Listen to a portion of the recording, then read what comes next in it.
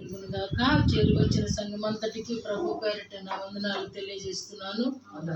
అందరికీ దేవుడు ఇచ్చిన క్షేమాన్ని బట్టి ప్రభువును స్తుతిస్తున్నాను. ఈరోజు వాక్య ధ్యానం నిమిత్తము సామెతల గ్రంథము నుంచి 16వ అధ్యాయము 2వ వచనం. సామెతల ఒకని నడతలన్నీ వాని దృష్టికి నిర్దోషములుగా కనబడును. యెహోవా ఆత్మలను పరిశోధించును. నీ పనుల భారము యెహోవా మీద నుంచుము. అప్పుడు నీ ఉద్దేశములు సఫలమగును. ప్రభు తన మాటలు దీవించునుగాక. ఈరోజు నా ధ్యానము యెహోవా ఆత్మలను పరిశోధించువాడు. సాధారణంగా ఆత్మ అని ఉంటుంది కదా, ఆత్మ అని ఉంటుంది కదా. శరీరం ఒక్కటే, ఆత్మ ఒక్కటే కదా, దేవుడు ఒక్కడే. కానీ ఇక్కడ డిఫరెంట్గా ఏమనుంది అంటే ఆత్మలను అని ఉంది. పైన ఏమంటున్నాడంటే ఒకని దృష్టికి వాని నడతంతా కూడా ఎలా ఉంటుందంట, నేను వక్రంగా నడిచినా నా దృష్టికి ఎలా ఉంటుంది, నేను స్వార్థంగా ఉన్న నా దృష్టికి నా నడక ఎలా ఉంటుంది. ఒకరికి ఒక ముక్క వేసి పక్కనోడికి 4 ముక్కలు వేసినా నా దృష్టికి నేను ఎలా ఉంటాను. ఒకళ్ళకి పెట్టి ఒకళ్ళకి అసలు పూర్తి కడుపు మార్చినా నేను ఎలా ఉంటాను నా దృష్టికి. నా దగ్గర అస్సలు తప్పు లేని దానిలాగా అంటే ఇది స్వభావం. ఎవరి స్వభావాన్ని గురించి మాట్లాడుతుందండి వాక్యం. ఎవరికాళ్ళు నీది అంటారా? ఎవరిది అంటారు? ఇప్పుడు కూడా చూసారా, టోటల్గా మంది అంటున్నారు కానీ నాదంటున్నారేమో. స్వార్థపరుడు మానవుడు, స్వార్థపరుడు, తప్పు నొక్కోడు. కానీ వాక్యం చెప్తుంది ఒకని నడతలన్నీ వాని దృష్టికి నిర్దోషములుగా ఉంటాయి. అందుకే మానవుడి గురించి ఏ చెట్టు గురించి పుట్టు గురించి అనలేదు, కానీ మానవుని ప్రవర్తన అంట బాల్యం నుండి చెడ్డదేనంట. బాల్యము నుండి చెడ్డది అంటే ఆ ప్రవర్తన మనం సరిదిద్దితేనే బాల్యం నుండి వాడు మంచోడు అవుతాడంట. నాకు అనిపించింది ఈ 10 రోజులు నేను పిల్లలతో ఉన్నాను కాబట్టి, నిన్న బయలుదేరే ముందు జానెట్ అంటుంది అనమాట, ఆ డాడీతో అంటుంది, నాతో కాదు. డాడీ మనం ఎక్కడికి వెళ్తున్నాం అని అడిగింది. అడిగితే ఫస్ట్ బందర్ వెళ్తున్నాం, బందర్ నుంచి మనూరు వెళ్తున్నాం అన్నారు. డాడీ ఏంటి, అమ్మమ్మ ఒక్కతే ఉంటుంది బందర్లో, అమ్మమ్మను ఒక్కదాన్ని వదిలిపెట్టి వెళ్ళిపోతామా, మనందరం వెళ్తున్నాం కదా, అమ్మమ్మను కూడా తీసుకెళ్ళిపోదాం అంటాం.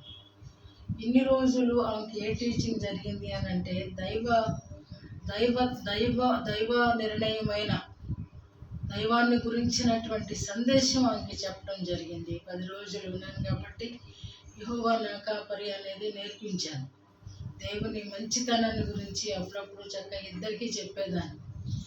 ఆ కాపరి అంటూ రాకపోయినా సరే రిపరి అంటుంది చిన్నది. అంటే నేను నవ్వటం కొరకు కాదండి చెప్పేది, ఒకని నడత బాల్యం నుంచి మనం నేర్పించాలి. చాలా బాగా అర్థమైంది నాకు. అంటే నేను ఆమె గురించి దేవుని నిమిత్తం ఆలోచన చేసినప్పుడు ఆమె నా గురించి ఆలోచన చేస్తుందండి. దగ్గరికి వచ్చి అంటుంది, అమ్మ నువ్వు చీర తీసుకోమ్మా అంటుంది. షాప్కి వెళ్తే నా వెనక ఇది ఒక చిన్న మచ్చ ఉంది, దాని నుంచి ఆమె పౌటి చెంగుతో కప్పుతుందండి. ఎందుకు కప్పుతున్నావు అని అంటే, నీ దగ్గర నీకు వెనక చిన్న సురుడుగాయలంట, ఆ బాబుకు తెలియక మచ్చ ఉంది అంటుంది. అప్పుడు నాకు అనిపించింది వెంటనే దేవుడు కూడా మన బలహీనతల్ని అలా కప్పి ఆయన ప్రేమను చూపిస్తున్నాడు. అంటే అందుకని మనల్ని ఎలా ఉండమన్నాడంటే చిన్న బిడ్డలాగా ఉండమన్నాడు కదా వాక్యం. మీరు పసిపిల్లలను పోలి ఉండాలి. మీరు పసిపిల్లల వంటి వారైతేనే వాళ్ళకి కప్పటం, కుళ్ళు, కుసిద్ధం ఏమీ తెలియదండి. కానీ ఇదేమో మనిషి గురించి మాట్లాడుతున్నాడు. ఒక పసిబిడ్డ స్వభావం చిన్నప్పటి నుంచి వాళ్ళు మౌలు చేస్తే ఆ రీతిగా ఉంటుంది. కానీ మారని మనిషి ఎలా ఉంటాడు అని అంటే, పెద్దోడైనప్పుడు ఎలా ఉంటాడు అని అంటే, క్రిస్టియన్నా, పరిశుద్ధుడా, రక్షించబడిన వాడా అనేది ఇక్కడ లేదు.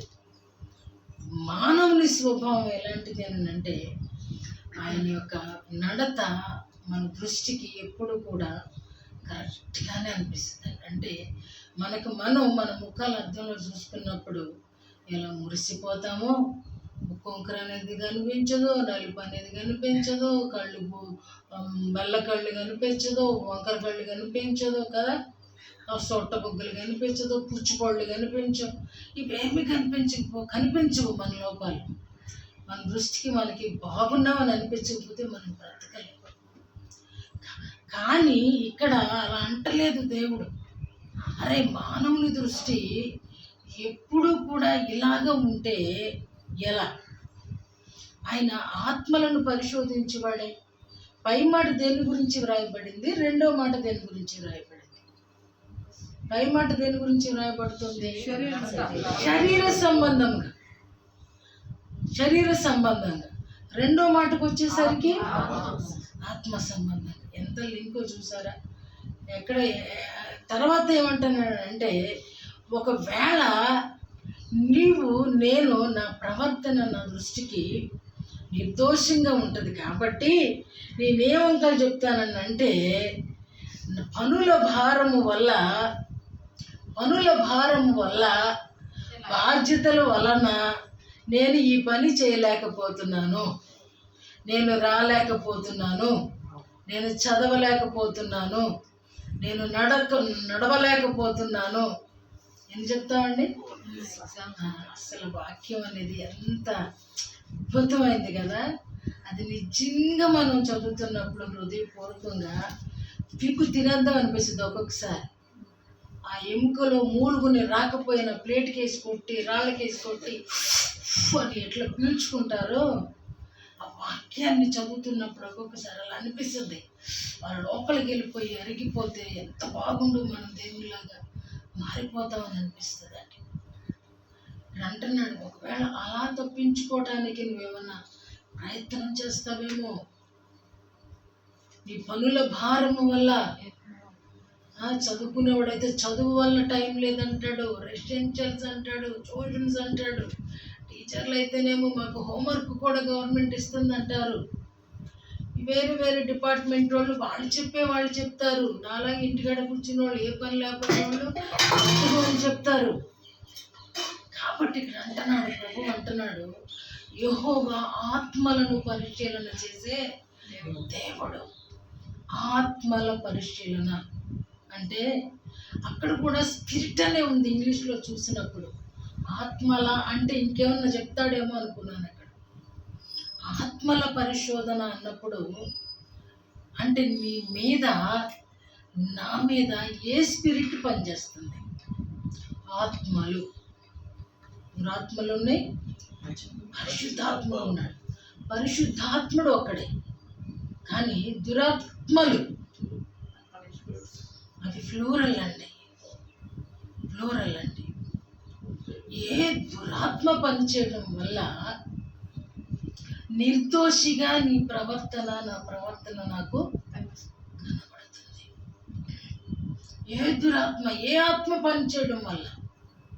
ప్రభు ఆత్మ పనిచేసింది అనుకో, ఎక్కడా కూడా తప్పించుకొని తిరగడానికి అవకాశం లేదు. దేవుని ఆత్మ మనలో పనిచేసిందంటే తప్పించుకునే ఛాన్సే లేదు. అసలు మరుగున పడతాము అన్నది లేదు. దురాత్మ పనిచేస్తూ ఉంటే దాక్కోవడానికి దానికి చాలా స్థలాలు ఉంటాయి. తప్పించుకోవడానికి చాలా చాలా చాలా వంకరలు దొరుకుతాయి.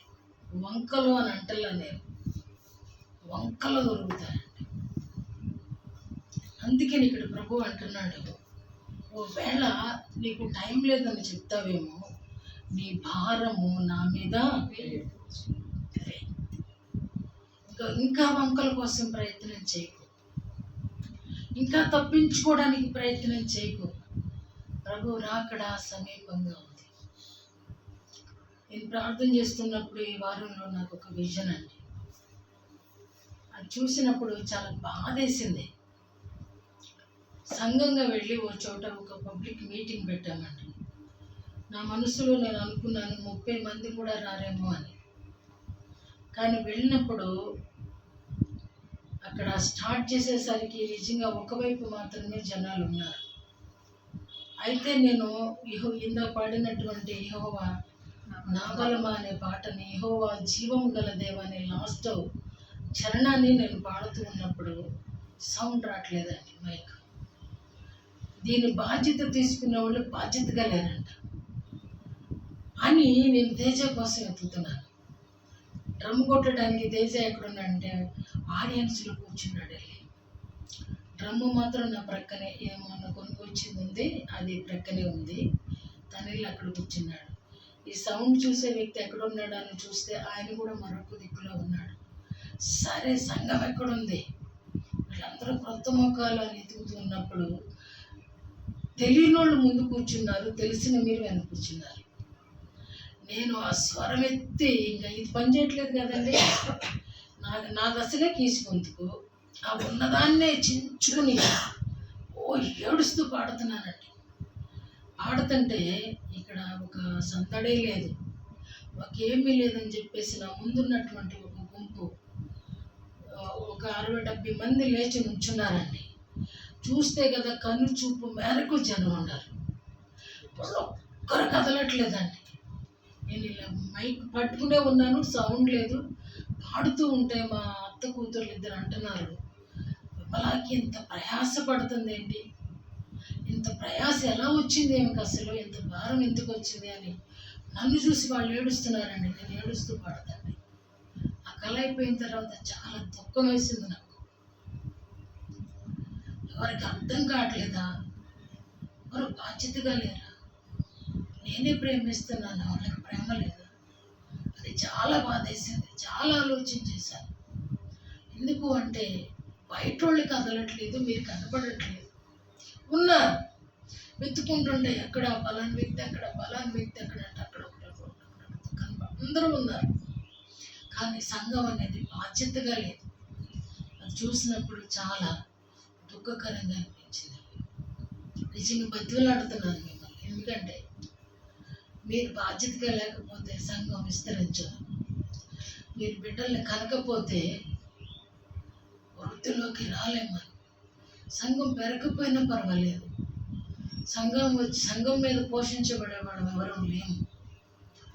నాకు ఒక మాట చాలా సంతోషం, ఎంత సంతోషం అంటే గురువారం సోనమ్మ కాల్ చేసింది. గురువారం కాల్ చేసి ఆంటీ ఈరోజు వస్తున్నారా అని అంది. లేదురా పరిస్థితులు బాగాలేదు అన్నప్పుడు 3 రోజులు వరుసలో ప్రేయర్స్ ఉన్నాయి కదా అని అంది. ఎంత సంతోషం, బాధ. ఒకవైపు అటెండ్ కాలేకపోతున్నానని బాధ, ఒకవైపు ఒక చంటి బిడ్డ నన్ను బాధ్యతగా తనకి ఎంత బాధ్యత లేకపోతే ఈ 3 దినాలు ఎలా, చాలా సంతోషం వేసిందండి. నిజంగా సంఘానికి ఆ బాధ్యత ఉండాలనేది, మీరు లేరని నేను చెప్పట్లేదు. గత వారం అంతా ఎవరిని అడిగినా సరే ఎవరికాళ్ళే వాళ్ళు పనులు బాధ్యతగా చేశారన్నది నాకు తెలుసు. దాన్ని బట్టి ప్రభువుని స్తుతిస్తున్నాను. ఆ ధైర్యంతో నేను ఉండగలిగాను. తప్పకుండా మీరు అటెండ్ అవుతారు, క్రమాన్ని పోగొట్టరు అనేది. అయితే నాకు ఈ దర్శనం మాత్రం కొంత కలత చెందించింది. కారణం ఏంటి అంటే ప్రతి ఒక్కరిని కూడా మనల్ని బలహీనులుగా చూపించి ప్రభు సంతోషించే దేవుడు కాదండి. ఆయన చాలా కనపరిచే దేవుడు అండి. రాత్రి క్యారల్స్ కోసమని మాకు టైం లేట్ అయిందండి. రాకేశ్వరుడు ఇంటికి క్యారల్స్ వచ్చారు. వాళ్ళు ఎన్నింటికి వచ్చారంటే రావడమే 9ంటికి వచ్చారు, 11:30 దాటి వెళ్ళారండి. అప్పుడు దాకా ఫుడ్ లేదు మాకు. ఎంత అల్లరి అంటే కళ్ళలో నీళ్ళు కారిపోయాయండి నాకైతే. ఆ పాస్టర్ గారు డ్యాన్స్ చేయమని పిల్లల్ని లాగేస్తున్నారండి. ఏంటంటే శ్రీయేసుడు జన్మించనే పాటతో స్టెప్స్ అండి పిల్లలు. నేను సైలెంట్గా లోపలికి వెళ్ళిపోయాను. సంఘం ఎలా ఉంది, శుక్రవారం రాత్రి మా ప్రక్కనే పాస్టర్స్ మీటింగ్ అండి, సెమీ క్రిస్మస్, అన్ని ఐక్య సెమీ క్రిస్మస్ పాస్టర్లు అందరూ అటెండ్ అయ్యారండి. జానపద గీతాలు అసలు అది పాస్టర్స్ క్రిస్మస్లా లేదండి. జానపద గీతాలతో ఎంత గందరగోళం, ఎంత అల్లరి, చెవులు గింగిర్లు పొడిసేసినాయండి నాకు. తర్వాత కొంత టైం మా చెవులు వినపడలేదు. నిజంగా ఎంత లోకం ఎంత అల్లరిగా ఉందో చెప్పలేము. అందుకే ప్రభు నా రాత్రి అలా చూపించాలనుకుంటాను. ఎందుకంటే ఏదో మిమ్మల్ని నేను నమ్మాను, మీరు కూడా ఇలా ఉంటే ఎలా అని ప్రభు బాధపడినట్టుగా అనిపించిందండి నాకు. అర్థం మీరంటే మీరు ఎంతో కొంత కూస్తూ కాస్తూ జాగ్రత్తగా ఉంటున్నటువంటి వాళ్ళే, ఎవరికాళ్ళు భద్రపరుచుకునే వాళ్ళే. కానీ బాధ్యత అనేది చేయకపోతే, ఒక గొర్రె ప్రసవేదన పడకపోతే బిడ్డను కనలేదు.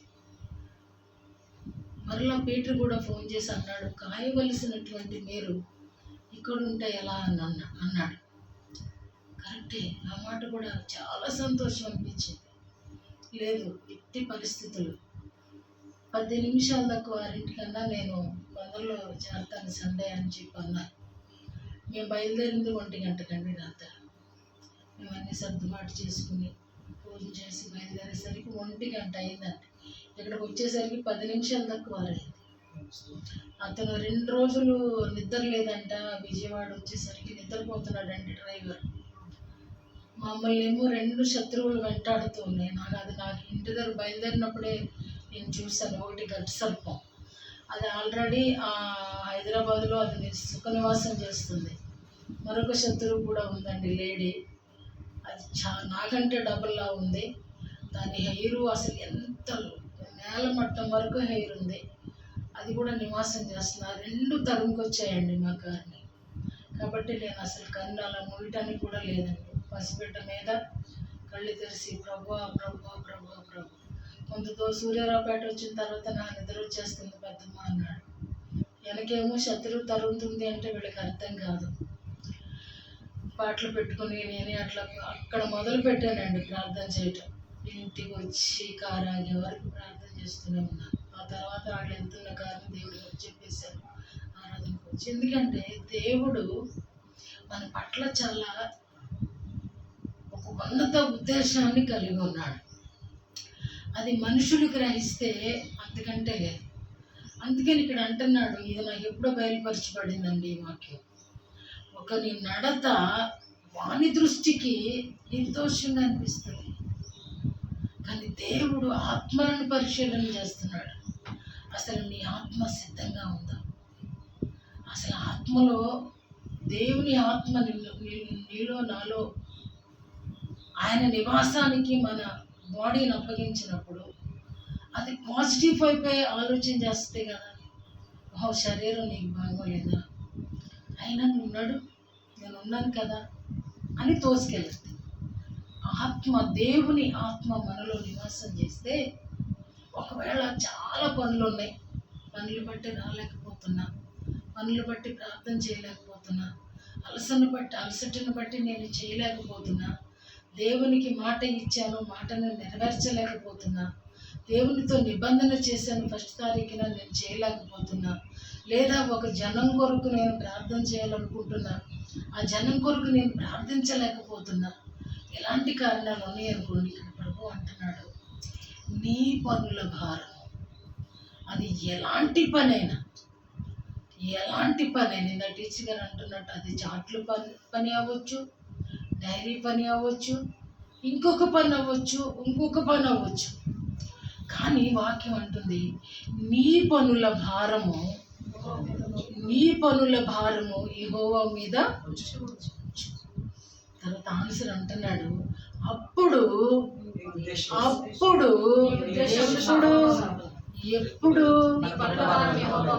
దేవుడి మీద వేసినప్పుడు.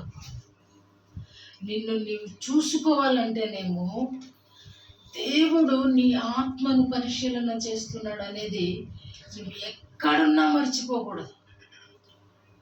కానీ నీ భారము యెహోవా మీద ఉంచు. కీర్తనకారుడు అంటున్నాడు చూడండి, 55వ కీర్తనలో 2వ చరణం, 55వ కీర్తన 2వ చరణం. నా మనవి ఆలకించి నాకు ఉత్తరం ఇమ్ము.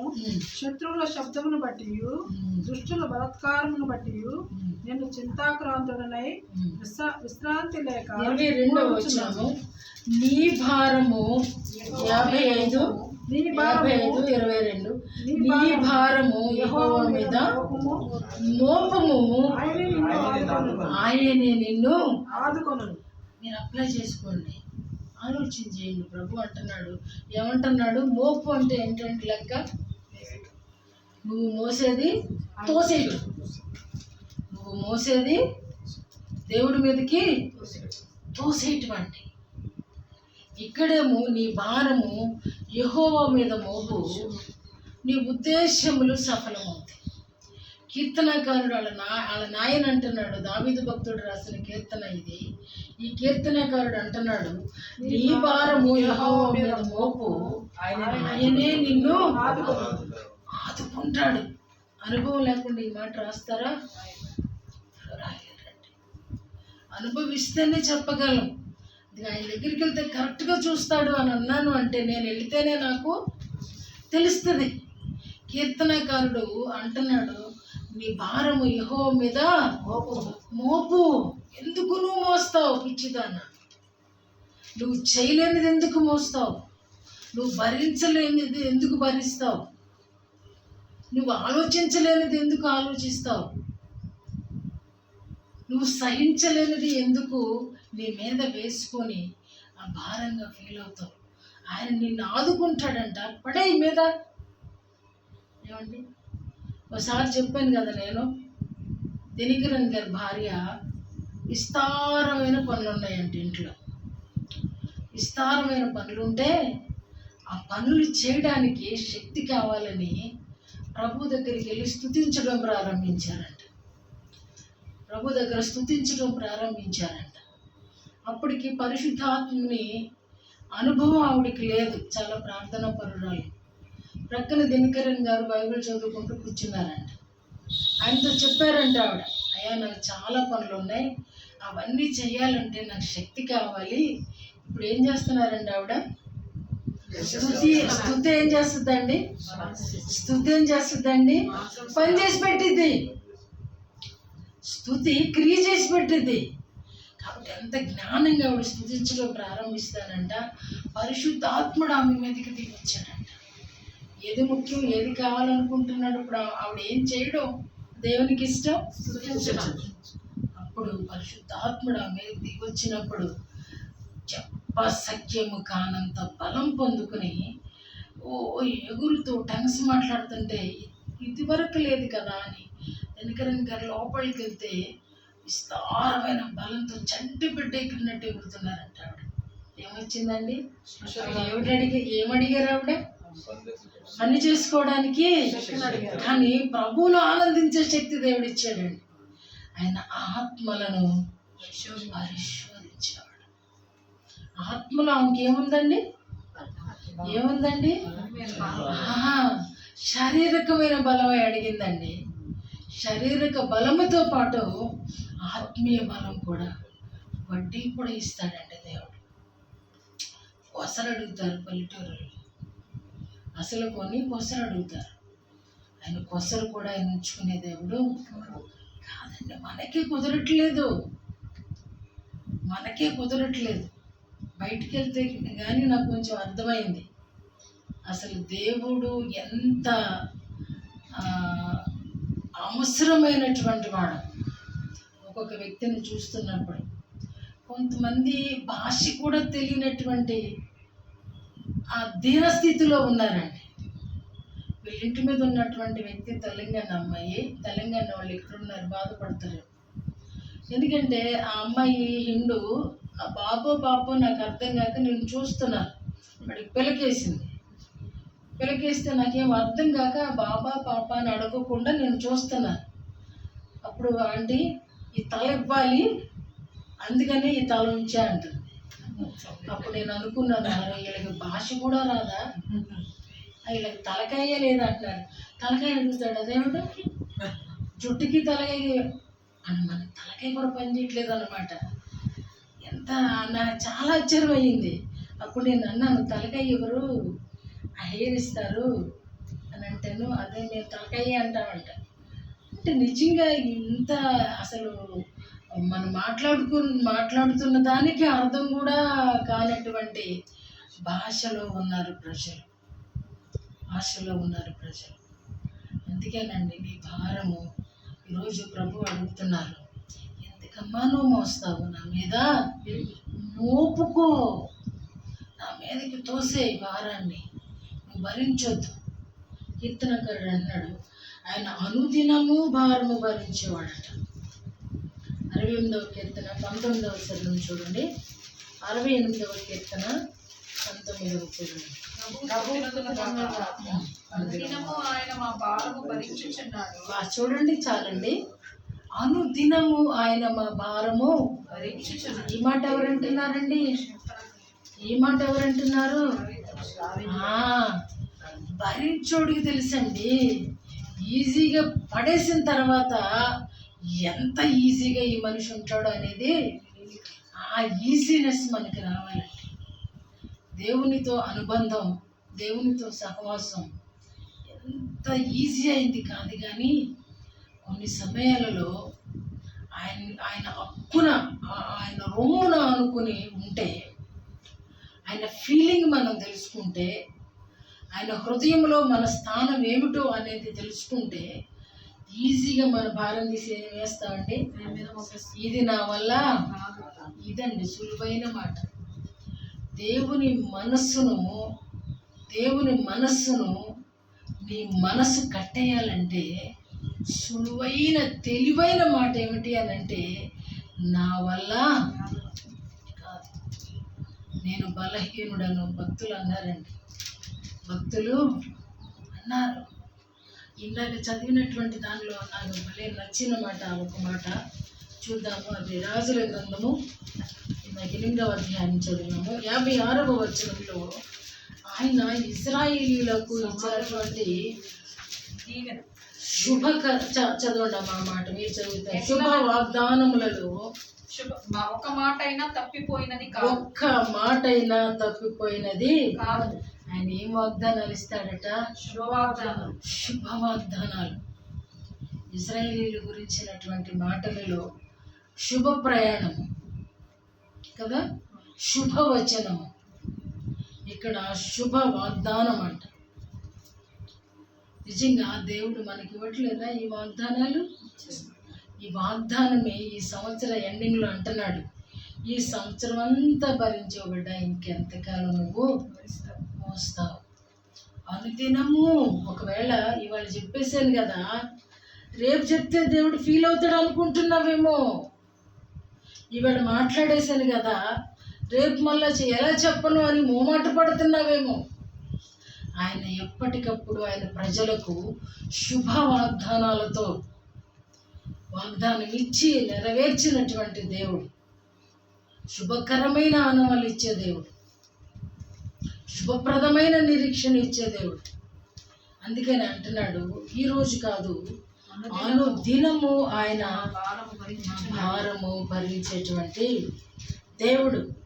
ఒక్కరోజు చెప్పి రెండో రోజున తప్పుకునే దేవుడు కానే కాదు. ఆయన మీద మోపు, అప్పుడు నీ యొక్క కోరికంతా సిద్ధింపజేస్తాడు. ఆయనే నిన్ను ఆదుకుంటాడు. మూడవ మాట, అనుదినము ఆయన నీ భారము భరిస్తాడు అంటున్నాడు. అందుకని అంటున్నాడు, మత్తయి సువార్తికుడు అంటున్నాడు, ప్రయాసపడి భారము మోయుచున్న సమస్తమైన జనులారా. వాళ్ళ అన్యులు కార్యాలు చూస్తున్నారు అని అంటే, కార్యం నిమిత్తము వాళ్ళు ఆ భారాన్ని ఆయన మీద వేసిన కారణం ఎందుకంటే ప్రభువే అన్నారు కదా, సమస్తమైన జనులారా నా యొద్దకు రండి, మీ భారం సులువు అవుతుంది. ఎందుకంటే సులువు చేసే బాధ్యత నాది. ఆయన ఒక్కరోజు కాదు, 2 రోజులు కాదు, 3 రోజులు కాదండి, ప్రతి దినము ప్రతి దినము మన భారాన్ని ఆయన భరించేటువంటి దేవుడిగా ఉన్నాడు. అయితే ఈ మన భారం ఆయన మోయాలంటే 2 మాటలు మాత్రం ఆయన మన నుండి ఆశిస్తున్నాడు. అవేవో 2 చెప్పి నేను ముగిస్తాను. కొరింథీయులకు రాసిన పత్రిక 1 కొరింథీ 9వ అధ్యాయము 16వ వచనం. నేను సువార్తను ప్రకటించుచున్నను, నాకు అతిశయ కారణము లేదు. సువార్తను ప్రకటింపవలసిన భారము నా మీద మోపబడి ఉన్నది. చాలు. ఏం భారం ఉందంట? సువార్తను ప్రకటింపవలసిన భారం. ఏ భారము మనం తీసుకోకుండా ఏ భారం తీసుకుని బాధపడుతున్నాం? దేవుడు మనల్ని ఏమడుగుతున్నాడు? మనం ఏం చేయాలనుకుంటున్నాడు? మనం ఏది చేయక మన భారాన్ని మనం మోస్తున్నాం. ఇది ప్రశ్న. ఏమండి? ఇది ప్రశ్న. మనకి కార్యాలు జరిగినప్పుడు చాలా సంతోషంగా ఉంటుంది కదా. ఏదైనా ప్లాన్ కావాలి, ఒక ప్రణాళిక కావాలి అని అంటే ముందు ముందే ప్రయాణాలు ఉన్నాయంటే ఏ బ్యాగ్ తీసుకెళ్ళాలి అక్కడ మొదలు పెడతారు. ఎలా వెళ్ళాలి, ఏ బ్యాగ్ తీసుకెళ్ళాలి, ఏ డ్రెస్సులు తీసుకెళ్ళాలి, ఏం తీసుకెళ్ళాలి, వెళుతూ ఎంతో ఒక ప్రణాళిక ఉంటుందండి.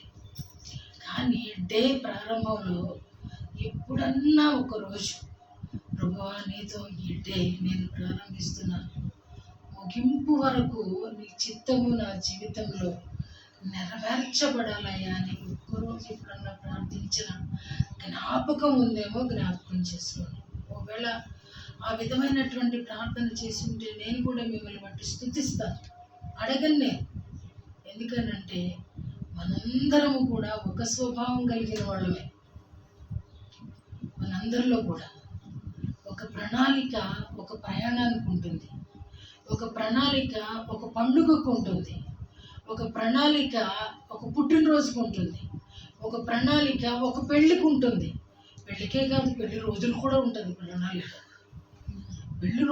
అసలు పెళ్ళప్పుడు కాదు, సంవత్సరం వచ్చే పెళ్లి రోజులకి, సంవత్సరం వచ్చే పుట్టినరోజులకి, సంవత్సరం వచ్చే చచ్చిన రోజులకు కూడా ప్రణాళిక ఉంటుందండి. 35-40 సంవత్సరాల క్రితం చనిపోయిన వాళ్ళకి కూడా ఈరోజు రాత్రి కూడా అంతేనండి. వాళ్ళ పాప చనిపోయింది, కేక్ కట్టింగ్ అండి. రాత్రి పాట పాడుతున్నారు. ఆ పాస్టర్కి తలకాయ లేదు, ఆ కేక్ కట్టింగ్కి నన్ను ప్రార్థన చేయమన్నారు. అసలు దానికి అటెండ్ అవ్వను దాన్ని. ఎంత కష్టంగా ఉంటుందండి. సైగ చేసి తప్పుకున్నాను నేను. అయితే వాళ్ళు ఇంట్లో మాత్రం కోరారు, అసలు ఏదో ఒకటి కేక్ నిమిత్తం కాదు, అసలు కొన్ని ప్రేయర్ అన్నా చేయండి మా కుటుంబం కోసం అన్నప్పుడు ప్రేయర్ చేశారంట. ఆ పాప నీ సన్నిధిలో ఉంది, చిన్నపిల్ల కాబట్టి. నిజంగా ప్రతి దానికి మానవుడు ఎంత ప్రణాళిక కలిగి ఉన్నప్పుడు డే ఒక్కరోజు 365 రోజులలో ఎప్పుడైనా ఒకరోజు ప్రభువా నీ ప్లాన్ ఏమిటి ఈరోజు అని ఎప్పుడన్నా ఒక్కరోజు అడిగారా? ఒక్కరోజు ప్రభా ఈరోజు నేను ఎలా ప్రారంభించను, ఈరోజు నీ కోసం ఏం చేయను, నీ కోసం ఎలా ప్రార్థించను, ఎవరి కొరకు ప్రార్థించను, ఎంతమంది కొరకు ప్రార్థించను అడిగి చూడండి. ఎందుకనంటే మన భారం ఆయన మీద వేయడం ఈజీనే. ఎందుకంటే మనం మొయ్యలేనప్పుడు ఏదైనా ప్రక్కనోళ్ళు సహాయం అడుగుతాం. ప్రక్కనోళ్ళు సహాయం చేసినప్పుడు మనకు చాలా ఈజీగా అనిపిస్తుంది. అలాగే మన జీవితాలలో మన పర్సనల్గా, మన కుటుంబంగా, మన ఆర్థికంగా, ఆత్మీయంగా అన్ని విషయాలలో కూడా పరిశుద్ధాత్ముడు సహాయకారిగా ఉండాలి, ఉండి తీరాలి అని మన మధ్యలో విడిచిపెట్టాడు ఆయన. మన కొరకు పంపించిన వాడు ఆయన, మన కొరకే వచ్చిన ఆదరణకర్త. అయితే ఆయనను దుఃఖపెట్టడం అనేది నేను అది అయిపోయినాక మాట్లాడానండి. నువ్వు ప్రేమిస్తే ఆయన ప్రేమిస్తాడు, నువ్వు గనపరిస్తే ఆయన గనపరుస్తాడు. ఫస్ట్ చేయవలసిందే మానవుడు. ఎందుకనంటే ఆయన కల్వరిలో సమస్తాన్ని చేసి ముగించేశాడు. ఇంకా చేయవలసిందే మిగలలేదు. ఇప్పుడు వచ్చి చనిపోయిన పాపది బర్త్డే చేస్తూ కేక్ కట్టి ఏముంది దానిలో? నిరీక్షణ ఉంచు చాలు, ఇంకా అవసరం లేదు. ప్రభుని దుఃఖపెట్టద్దు, డ్యాన్సులేసి దుఃఖపెట్టద్దు, ఏడిపించింది చాలు. మన బ్రతుకు బాగోనప్పుడు ఆయన ప్రతిరోజు మన దగ్గర ఉండి ఏడుస్తున్నాడు. లేదా హృదయపు అను తలుపు దగ్గర నిలుచుండి ఆయన తట్టుచున్నాడట. తలుపు తీయకపోతే ఏం చేస్తామండి? మనం వచ్చి బయట ఉన్నాం అనుకోండి, మన బిడ్డ లోపల ఉన్నాడు అనుకోండి, తలుపు తడతా ఉంటే అంతగా తీయకపోతే ఏం చేస్తామండి? వెళ్ళిపోవటం తర్వాత అండి, వెళ్ళక ముందు ఏం చేస్తామండి? కోపం రాదండి, ఏడుపు వస్తుంది. నాకైతే బాధ, ఏడుపు వస్తుంది. కోపం తర్వాత ఎందుకనంటే వీడిని ఎలా పెంచేందు దగ్గర నుంచి స్టార్ట్ అవుతుంది. అది ఎలా తన్నాడు పాలు తాగుతూ అనేది జ్ఞాపకం వస్తుంది. ఏమండి మన సంగతి? మన బిడ్డలేం కదా, ఆయన తండ్రి కదా. ఆలోచించండి, ఎన్నిసార్లు ఆయన దుఃఖపెట్టుంటాము. ఎందుకంటే ఈ క్రిస్మస్ చేసుకునే ముందు మనల్ని మనం ఎంతగానో పరిశీలన చేసుకోవాల్సిన అవసరం ఉంది. మనం ఇంకా ఆయన దుఃఖపెట్టడం అనేది కరెక్ట్ కాదు. దుఃఖపెడుతూ కూడా మనం ఆరాధన చేయటం అంటే అది వేషధారణ అవుతుంది. ఆయన అంటున్నాడు, అనుదినం నేను మీ భారాన్ని భరిస్తాను కదా, మరి నా భారం సంగతి ఏంటి అని అడుగుతున్నాడు. ఇప్పుడు జవాబు చెప్తావా? ఏమని చెప్తావు? అవకాశం ఉంటేనే చెప్తున్నాను, అవకాశం లేకపోతే ఎలా కుదురుద్ది అని చెప్తున్నావా? అది నీ ఆన్సర్ అయి ఉంటే ఆయన కూడా అదే ఆన్సర్ మనకి ఇవ్వబోతున్నాడు కదా. ప్రేమిస్తే ప్రేమ, గనపరిస్తే ఘనత అయినప్పుడు మనం అయ్యా నాకు కుదరట్లేదు, నాకెవరు దొరకట్లేదు అని అంటామనుకో, అంతేనమ్మా, నువ్వే ఉందమ్మా, నీకంటే నన్ను ప్రేమించేవాళ్ళు, నీకంటే వాళ్ళ భారాన్ని నా మీద వేసేవాళ్ళు ఉన్నారనుకోండి, అయిపోతుంది. అందుకని ఇక పౌలు భక్తులు అంటున్న మాట మనోడు చూద్దాము. 2 కొరింథీయులకు రాస్తూ 11వ అధ్యాయము 28వ వచనం. 2 కొరింథీ 11వ అధ్యాయము 28. ఇదియును గాక సంఘములన్నిటినీ గురించిన చింతయు కలదు. ఈ భారము దినదినమును నాకు కలుగుచున్నది. చాలమ్మా. ఏమంటున్నారండి? ఇవియును గాక సంఘములన్నిటిని గురించి ఎప్పుడన్నా చింతిస్తావా? ఎవరు సంఘం వాళ్ళదే. నేను మా అమ్మాయి చెప్తుంది, వాళ్ళ ఇంట్లో ఒక వ్యక్తి ఏసన్న గారి చర్చికి వెళ్తుందంట. ఏసన్న పాటలే పాడిద్దంట. ఏసన్నోళ్ళు చెప్తేనే వాక్యం వింటదంట, లేకపోతే టీవీ బంద్ చేసేస్తుందంట. ఉన్నంతసేపు కూడా ఆమె పాడిన పాటలు పెట్టిద్దంట, లేదంటే ఏసన్న గారి రికార్డ్స్ పెట్టిద్దంట. సంఘములని ఇక్కడ ఏమంటున్నాడంటే పౌలు భక్తుడు, మీ సంఘం మంచిదనుకో, ప్రతిమా సంఘాలను గురించిన చింత ఇందాకేమంటున్నాడంటే సువార్త పట్ల భారం నీకు ఉండాలి. సువార్త పట్ల నీకు ఉంది అని అంటే అన్ని సంఘాల మీద ప్రేమ ఉంటుంది. అందుకనే సంఘం పేరు రాయటం ఇష్టం ఉండదండి నాకు. మన పేర్లు పరలోకంలో ఉంటే చాలు. సంఘ పేరు పరలోకంలో రిజిస్ట్రేషన్ లేదు. సార్వత్రిక సంఘం క్రీస్తే దానికి మూలరాయి, తలరాయి, తలకాయి. కాబట్టి ఈరోజు ప్రభు అడుగుతున్నాడు, అనుదినము మీ భారం నా మీద వేసి మీరు నా భారం కూడా మీకు నేను ఇస్తున్నాను. అదేమిటి అని అంటే, నన్ను గురించి ఒకరితో రోజుకి మాట్లాడు, రోజుకి 10 సంఘాలను గురించి ప్రార్థించు. పౌలుకి బాధ్యత లేక కాదు, పని లేక కాదు, సువార్త పని లేక, అంతకంటే కాదు. ఆయనకు ఉత్తరాలు రాసే పని ఉంది. నేను చెప్పాను, ఆయనకి 8 రకాలైనటువంటి పరిచర్యలు ఆయన చేస్తూ అంత బిజీగా ఉన్న వ్యక్తి అంటున్నాడు, నాకరే నాయన ఈ ఒక్క సంఘం, నేను నడిపే సంఘాన్ని గురించి కాదు, నాకు ఈ లోకంలో ఉన్న ప్రతి సంఘము పట్ల కూడా నాకు బాధ్యత ఉంది, విజ్ఞాపన చేసేటువంటి బాధ్యత ఉంది. రాజుల కొరకు, అధికారుల కొరకు కూడా మనం విజ్ఞాపన చేయవలసిన ధర్మం మనకు ఉందండి.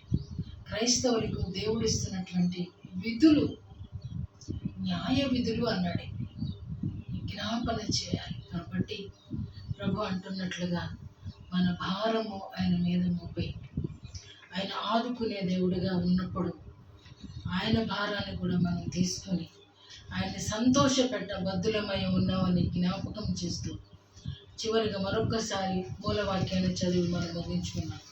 మూలవాక్యం ఏముందంటే, మనిషి ఒకరి నడతలను వాని దృష్టికి దోషములుగా కనబడను, యెహోవా ఆత్మలను పరిశోధించును, నీ పనుల పనుల భారం యెహోవా మీద నుంచుము, అప్పుడు నీ ఉద్దేశములు సఫలమగును. నువ్వేమనుకుంటున్నావు? నీ భారం నా మీద వేస్తున్నప్పుడు నా భారం కూడా నీ మీద వేస్తున్నా నేను, అది స్వీకరించు. అప్పుడు నువ్వు చేస్తున్న ఆలోచన, నీ యొక్క పనుల భారము, లేదా నువ్వు మోయలేనిదే, నీవు ఓర్చుకోలేనిదే, నీవు శక్తికి మించినది. ఒకవేళ కొన్ని పెయిన్స్ని మనం భరించలేక ఏం చేస్తామంటే ఏడుస్తామండి. చిన్నపిల్లలైతే అంటే నా కాలు నొప్పి వస్తుందంటే మరి ఇన్సి కూడా నేను అంటుంది నా కాలు లాగేస్తుంది అంటుంది. అంటే అలాంటి ఇమిటేషన్ కాదండి, నిజంగా పెయిన్ భరించేవాడు ఏడుస్తాడండి. ప్రభు కూడా ఒకవేళ ఆ కల్వరిలో అన్నీ అనుభవించి ప్రభు ఏడవలేదండి. ఆయన కళ్ళల్లో కన్నీళ్ళు వచ్చినాయి అని ఎక్కడన్నా బైబిల్లో ఉందండి. ఆ సిలువ మీద సంగతి నేను చెప్తున్నాను. ఏడ్చారు ఆయన, 2 చోట్ల ఏడ్చారు, కానీ ఆ కల్వరిలో ఈ భారం మొయ్యలేకపోతున్నానని మాత్రం ఆయన ఏడవలేదండి. ఎందుకనంటే మన కొరకు ఏదైనా భరించడానికి ఆయన భూలోకానికి వచ్చారు. అది ఎలాంటి పరిస్థితినైనా ఆయన తాళగలగడానికి భూలోకంలోకి వచ్చాడు. అందుకే ఆయన కన్నీరు విడవలేదండి. అది చాలా సహించాడంట, భరించాడంట, అది ఆనందించాడంట తన తండ్రి. నేను పంపిన నా కుమారుడు నాకంటే ఈ జనాన్ని భరించే శక్తి కలిగిన వాడు అని యెహోవా తన కుమారుని నలగొడుతున్నప్పుడు ఆయనకి ఇష్టమైపోయిందంట. నవ్వుతున్నాడంట ఆయన. నా ప్రజలందరినీ కూడా రక్షించడానికి ఈ దైవ కుమారుడిగా పంపిస్తే నిజంగా నా రూపాన్ని, నా యొక్క నేను చేయవలసిన దాన్ని నా కుమారుడు ఈ రీతిగా భరించడం, నిజంగా మనం కూడా మరి ఆ రీతిగా భరించిన దేవాతి దేవుని కొరకు మనవంతు ఏమి చేయాలి? ప్రభువా నేనేమి చేయాలి అంటున్నాడు. యెషయా అంటున్నాడు, నేనేమి చేయాలి? ఇదిగో నేనున్నాను, నన్ను పంపించు. నేను ఎవరిని పంపించాలో నేను యోచిస్తున్నానని ప్రభు యెషయాతో అంటున్నప్పుడు యెషయా అంటాడు, ఇదిగో నేనున్నాను, నన్ను పంపించు. నిజమండి, నిజంగా యెషయాలాగా మనం ఉంటే దేవుడు ఎంత సంతోషపడతాడండి. ఇర్మియాలాగా మనం ఉంటే ఎంత సంతోషపడతాడండి. యోహానులాగా, పేతురులాగా ఉంటే ఎంత సంతోషపడతాడండి. ప్రభు నిమిత్తం చనిపోతూ ఉంటే పేతురు, దేవుడు ఎంత సంతోషించుంటాడండి. ఒకప్పుడు సాతాను నా వెనుకకు పో అన్నటువంటి పేతురు, అయ్యో నా ప్రభువులాగా నన్ను సిలువ వేయొద్దు, ఆయన పరిశుద్ధుడు, ఆయన నిలువుగా వేశారు, కానీ నన్ను తలకిందులుగా సిలువ వేయమని అన్నప్పుడు ఎంత ఏడుచుంటాడండి యేసు. కానీ మనం ఎప్పుడు కూడా ప్రభువుని సంతోషపెట్టడానికి ఒక్క మాట అంటే నిజంగా ఆయన చాలా సంతోషించడానికి మన కొరకు ఎదురు చూస్తున్నాడు అనేది నేను జ్ఞాపకం చేస్తున్నాను. కాబట్టి మన పనుల భారం అంతా కూడా ఆయన మీద వేసి మనలో మనం తేలిక చేసుకుని ప్రభు కొరకు, నూతన కృప కొరకు, నూతన వాగ్దానం కొరకు ఇశ్రాయేలీయులతో అంటున్నాడు, శుభవాగ్దానం. తను మంచి వాగ్దానం కావాలంటే ఆయన పాదాల మీద పడి ఓజాడి వాగ్దానం పుచ్చుకోవాలని, అడిగి పొందుకోవాలని.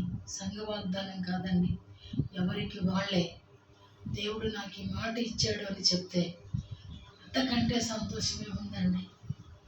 ఒక మగ ఒక బిడ్డ పుట్టిన నాటి సంతోషము కన్నా ఆత్మలో ఒక బిడ్డ పుట్టాడు అనే సంతోషం ఎంతో గొప్పదండి. నేను ఈరోజు ఇది పులిపెట్టిగా నేను చెప్తున్నాను. నా కడుపును పుట్టిన వాళ్ళకంటే ఇక్కడ బాప్తిసం పొందిన వాళ్ళు ఉంటే నాకు చాలా ఇష్టం అండి. ఆ పుట్టినరోజు సంతోషించడం కూడా తెలియనటువంటి దాన్ని నేను. ఓ బిడ్డ పుడితే ఎంత సంతోషపడతారో అని ఆనందించాల్సిన ఆ సమయంలో ఆనంద సమయం తెలియనటువంటి దాన్ని నేను.